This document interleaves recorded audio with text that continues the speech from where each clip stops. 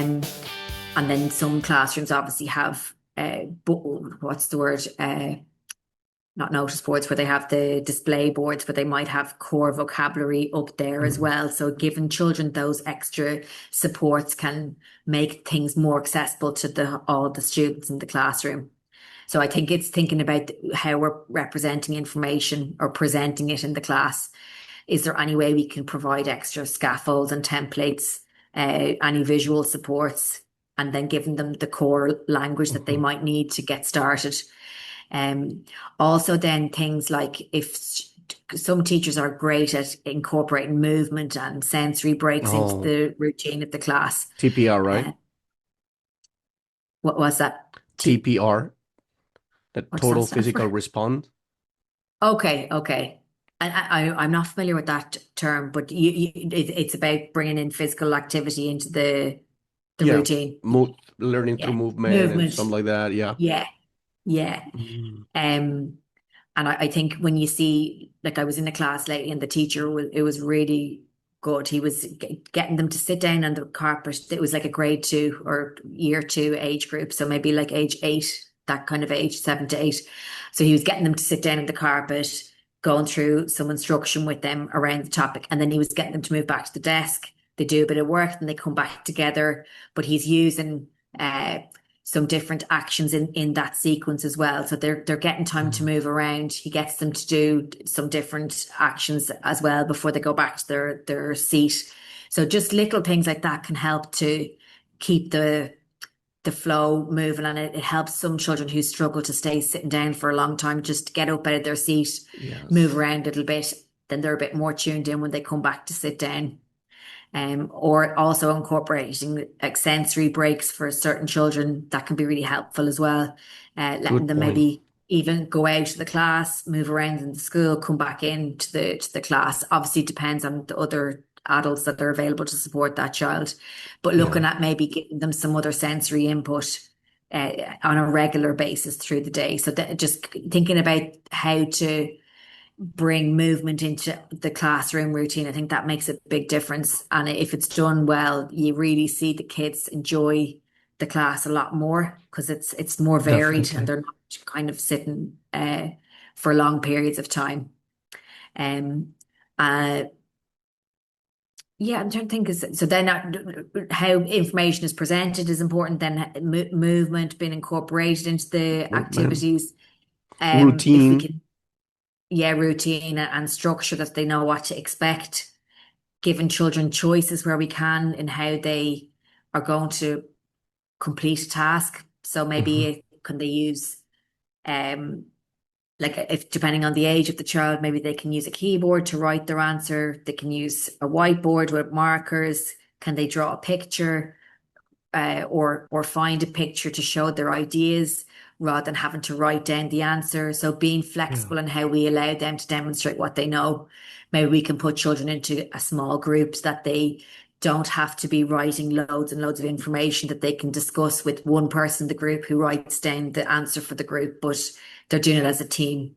So then that person still gets to feel that they're contributing, that they have good ideas, and that they're Hmm. adding value, and feeling it's good for our self-esteem then as well Definitely. to be part of that group. And that social interaction is nice as well. So I think Exactly. it's just thinking about how we can allow children to have some choice over how they give their answers when we can.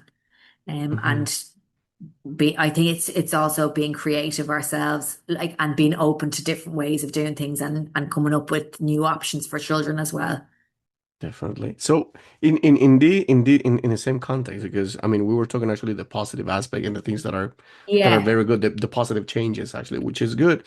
But I don't know how yeah, the situation of the reality in the UAE is right now in terms of this type of obsession that sometimes teachers or the system has in with yeah. accuracy, speed, testing, and how does this actually affect students with dyslexia, or how is it that the education system rewards the wrong type of learner? I don't know, is it the wrong type? I think it's just, if it's that restrictive, it only has a way of recognizing. a particular profile. And Hmm. if that's the case, then you're not giving students who have other ways of demonstrating their knowledge the opportunity to Hmm. show what they can do. And I think it comes from, again, back to early intervention and being able as a school. I think the school culture has to be that Hmm. we support children in understanding their own ways of learning and that they're unique and that they need to find, I suppose, what works for them, but that the school environment supports and encourages that. Exactly. And it's the teacher. And sorry, one very important point that I didn't mention before about what I see working well in classrooms, and maybe the opposite of this is true, is teachers who can identify and recognize children who are really given a good attempt. It's not about the actual output, it's about the trying and not giving up and being able to keep at it even when they're finding something difficult, and being able to call out students on those type of skills, because that's what they're going to need to be able to overcome problems, Hmm. and that we make the classroom a supportive environment where mistakes are part of the learning, and we make that, we normalize that. Safety. Hmm. Yeah, and then exactly that they're feeling like they're free to make mistakes, and Definitely. it's modeled by teachers that this is totally normal that they make mistakes themselves, and that Hmm. it's seen as part of the whole process, because then we give students the space to try different things, and especially children who are neurodiverse, that they have the space to try different strategies. Maybe something will work for them. But if they're afraid to fail and they feel like they're going to be called out in front of a group, maybe to read or to do something, and they don't feel comfortable doing that, that can be very, I suppose, what's the word? It can be just have a negative impact on our motivation and confidence and everything else. So, it's creating those safe spaces that the kids are Yeah, happy to fail and learn from that. Yeah. that's the key word, safety. Yeah, Yeah. I've Yeah. seen it. I've seen it in the classroom myself actually. Right now, I'm also teaching in a kindergarten as well. I'm actually having a Yeah. group of Great. kindergarteners. Yeah. And all what you're telling me, it's and I'm really happy actually because this is, I think, most of the things that you have said right now are the things that most of the teachers must be aware of, and they can actually implement it in the classroom as well. All what you have Yeah. said, and it's true. Now that you've been telling me a couple of things, and my mom actually, I've been just transporting Reminds you myself a into a bit. classroom, and I'm like, oh, that's why my student was like this, or maybe that's why he was learning in this Yeah. way. Got it. So a couple of I ideas think come to my as mind. well, like teachers are generally like, they're such an important adult for that child. Yes. You spend so much time with a teacher, and having someone who's kind and supportive and Hmm. recognizing your strengths, like that's so important for the long-term Yeah. pathway for a child. And I think we can all remember a teacher that had a positive impact on us when we were younger, and how Yes. you always remember that person in such a positive way. I Hmm. think it's just that that can be a huge protective factor for a child to have that from a young age, someone who can see that they're, you know, can see them for that they're trying their best, and even though they're not getting it right, that they're still feeling that support from that adult is Exactly. so good It's for a crucial. child. Yeah, Hmm. yeah, So now that we're just, I mean, I'm remember this. Uh, how can you actually help teachers differentiate actually between low ability and different yeah, processing style? Because I think those are two different things. The low processing yeah. style and the low ability. So it's like, or different processing style. I think we can, from the start, think about how we design lessons so that we are trying to cover or provide information in a way that's going to be accessible to more students. And it's just going back to the basic things that I said there about like using visuals, using different medium. We can use diagrams and graphs, and maybe use videos. We can use modeling things ourselves. So we vary how we present information, and keep in mind that having a student with a neurodiverse student in your class is extremely likely, and you'll have at least one, if not more than that. So rather than doing things in a reactive way, where you feel like that child maybe has gone for a few months and they haven't accessed much, can you come at it in a different way and think about how to plan lessons with that frame of in mind at the start, so that you're going to just catch more people that way if you start out from that with that perspective in mind. Hmm. It doesn't have to be, you know, changing absolutely everything you do. You could just decide to do like the movement break thing. Maybe you can think about how will I incorporate movement into two of my lessons today and just see what works, what doesn't work. And I Exactly. think you get that reinforcement yourself from seeing it work well with the group of students, and you think, okay, that worked really well. Now I can try it slightly different tomorrow, or whatever way you want to approach it. Hmm. And also working with other students or sorry, other teachers together, I think is a great way to share knowledge. And also it takes a bit of the load off you because you can swap ideas and see, but maybe swap different lesson plans as well, so that it's not Yeah. always having to spend a lot of time preparing things. Hmm. Definitely. So here, there's another factor because, yeah, maybe we can actually try to help, as much as we can, student identify these type of Yeah. different processing Sorry, styles and all I think, that. yeah, you were saying like how do you decide whether something is a more significant like Yeah. concern or it processing? And I think by presenting information in different ways, you can kind of see what works well for that student. But I do think it's better at times to have a comprehensive overview of a child so that you can get a more in-depth Mm. understanding of, yeah, maybe they are better at processing information visually. Exactly. And maybe they have a strength in that area.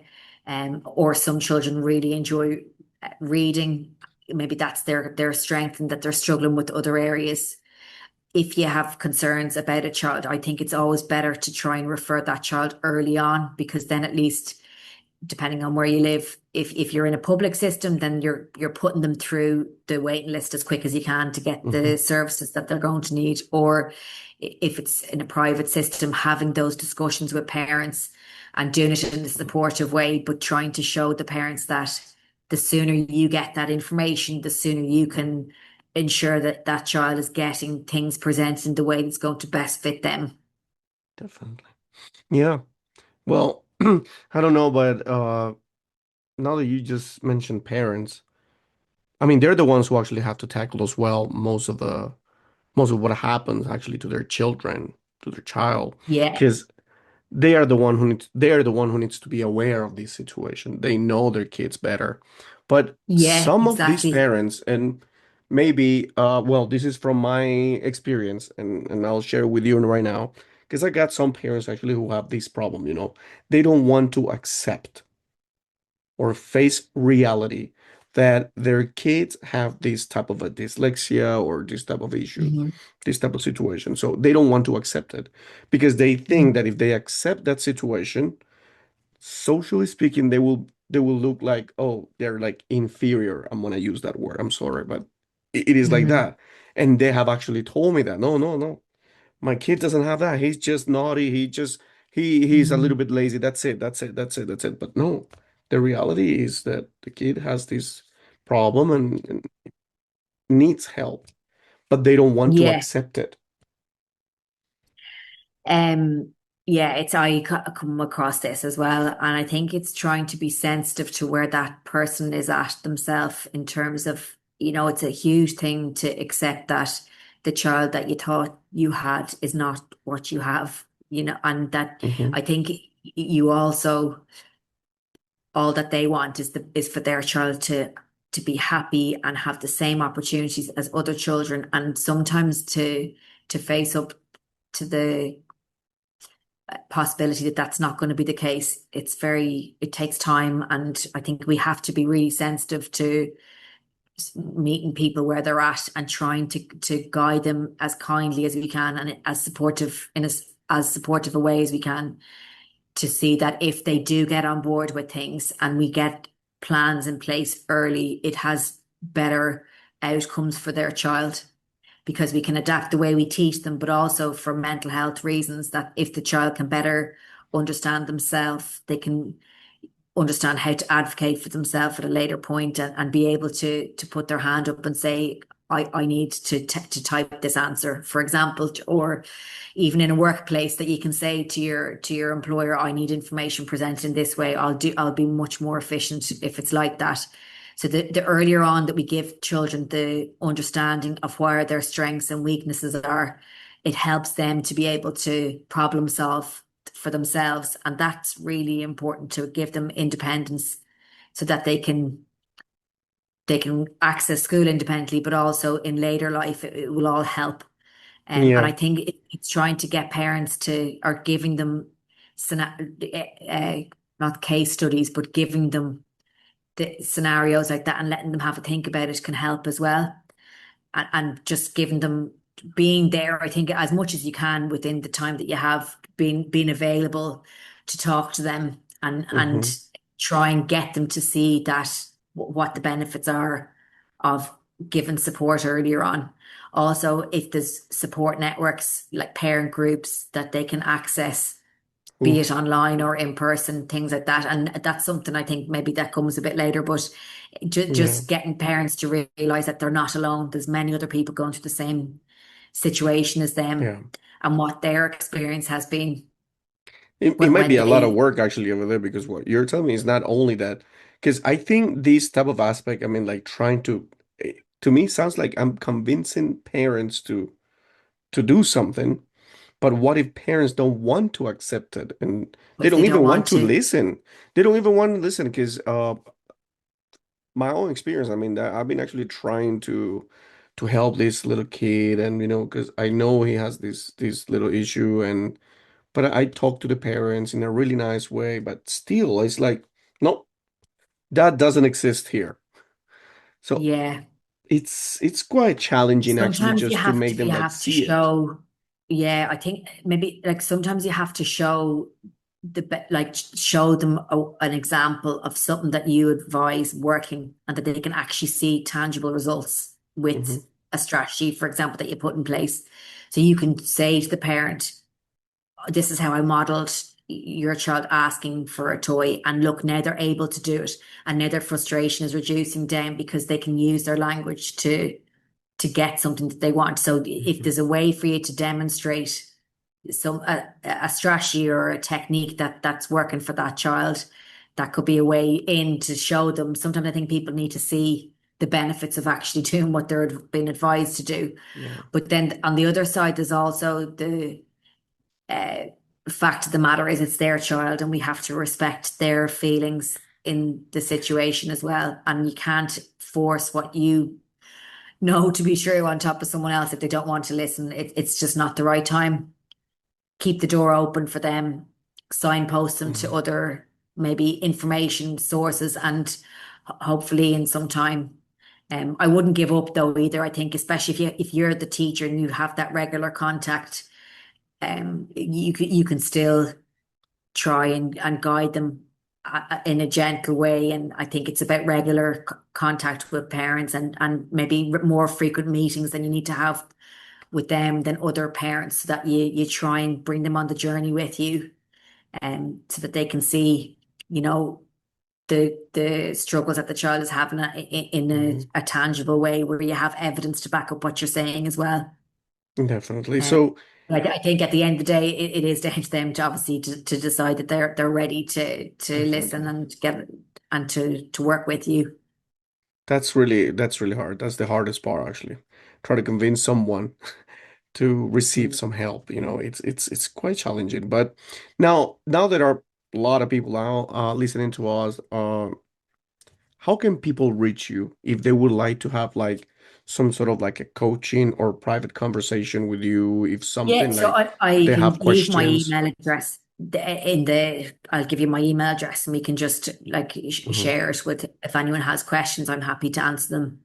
Um, yeah, and I feel sometimes you're trying to give general advice, and it may not, everyone's situation is so different. And I think, you can give just general kind of observations that you've made, but maybe someone has a specific question that they'd like a bit Mhm. more information about, and I can probably do that better on a one-to-one basis. Yeah. Um, You've been actually doing the coaching as well, right? Like so I coaching. do parent training, yeah, as part of my Mhm. job. Yeah. Mhm. So that's in that way we train parents to support certain skills for a child. Um, Have you done this training with international parents, like not specifically in the UAE, but through yeah, webinars or I've something done like it? training with parents that are based elsewhere. Yeah, Mhm. I mean, yeah. what's the reaction? What do they think? How do I they think that live? um, it depends, I suppose, like on each individual case, what we're working on. But I think everything you can do to upskill someone else and help them to understand how their child is presenting and what, what their strengths are, as well as Mhm. areas they need to work on. I think when we can see practical strategies working and the child making progress, that's what everyone wants to see. And Yeah. so I think when we are on that kind of pathway, then it can be really positive, and that's what we want to see too. But we also have some training resources on our website. We have kind of updates through our social media and my own social media. I try and share tips and strategies. So even if parents just want to check those kind of things, they're welcome to. But obviously, if they have a need for more support, then we're available to do that as well. Yeah, that's perfect. That sounds amazing because I think this needs to be like spread and parents can just open themselves and accept Yeah. sometimes a reality, but accept in a way that it's because we want to help the kid, not It's for other yeah, it's reasons exactly behind. it's constructive, and you Yeah. want them to. I think it just boils down to that whole thing that you want them to get the most out of being in school, and you want them to Hmm. enjoy it as much as they can. And to do that, you want to give them the skills that they can access as much as possible. And Yeah. sometimes that is about having therapy, or it is about having the parents having some extra training as well to help them to understand how to support their child, and it can make a huge difference when it's done with every child, but especially when it's done at a younger age. I think we see so many benefits. But Yeah. it's never too late as well. It's never too late. And also, That's the like good news. over the years, you see it's like some children develop skills much later on in Mhm. life, that and you never can rule things out either. You have to always keep your options open and keep the Definitely. supports there as well. Yeah. Yeah. So I'm gonna just drop your all your information, how people actually can reach you on the description of this Yeah. episode. So if somebody would like to actually reach you out, then they'll Yeah, be or actually if people directed. have questions as well about any of the things that we discussed, I'm happy to answer them as well. Amazing. So, and what about one message that every teacher listening today needs to hear about neurodiversity? I think one of the main things we spoke about is early intervention, and I think being aware of some of the key red flags or key what's the word? I suppose symptoms to look out for Hmm. is good for every teacher to have that information. And it could be that you have a couple of checklists in your classroom and that you're keeping an eye out, and then accessing more training around that as well. But if you have the means to get a second opinion from someone in the school team, it's always better to do that, because usually as the teacher, what you're looking at. You're the person that identifies it first often as well. So Yeah. trust your gut and trust your what you see with your experience, and Perfect. go from there. Like I've had it with many teachers over the years where they just say to me, I just knew there was something that wasn't quite right there. And Hmm. like 99% of the time they're spot on. Yeah. It's trusting as well in your knowledge. That's true. Thank you very much. It's been an hour already, and it feels like I still have a lot more questions to ask you. So I think the doors of these corners are open for you anytime that you would like to come back and share Thank something you. else. It would be amazing to have you back. And definitely we will have some people actually interested, and maybe we're gonna have people joining your social media, hopefully reaching more people and spreading positivity and helping them as well. Yeah, and I hope it's been helpful. I hope that people have gotten something new from listening to us talking. Mhm. Yes, definitely. So thank you very much, Kate, Yeah, thanks, and Mike. And nice to see you again. see you again and Yeah. stay in contact, okay? We keep in touch. Yeah. Okay. Bye bye. See you later. Thank you.